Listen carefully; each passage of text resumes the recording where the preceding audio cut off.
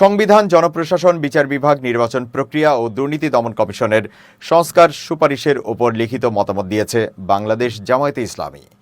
বৃহস্পতিবার সকালে জাতীয় সংসদ ভবনে অবস্থিত জাতীয় ঐকমত্য কমিশনের সহ সভাপতি অধ্যাপক আলী রিয়াজের কাছে এসব সুপারিশমালা জমা দেন দলের সেক্রেটারি জেনারেল মিয়া গোলাম পারোয়ারের নেতৃত্বে একটি প্রতিনিধি দল।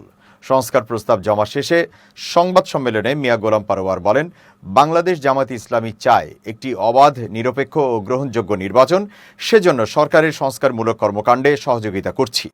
নির্বাচন নিরপেক্ষ করে একটি সুন্দর রাষ্ট্রপতি, প্রধানমন্ত্রী এবং রাষ্ট্রের সাংবিধানিক কাঠামোতে যে ভারসাম্যহীনতা, সেগুলো ফিরিয়ে এনে সমন্বিত করতে ভালো কিছু পরামর্শ দিয়েছি।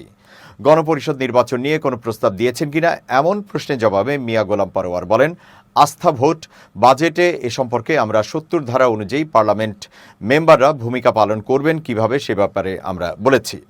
কমনলি আমরা মেনে নিইনি, প্রোভাইডলি আমরা কিছু শর্ত দিয়েছি।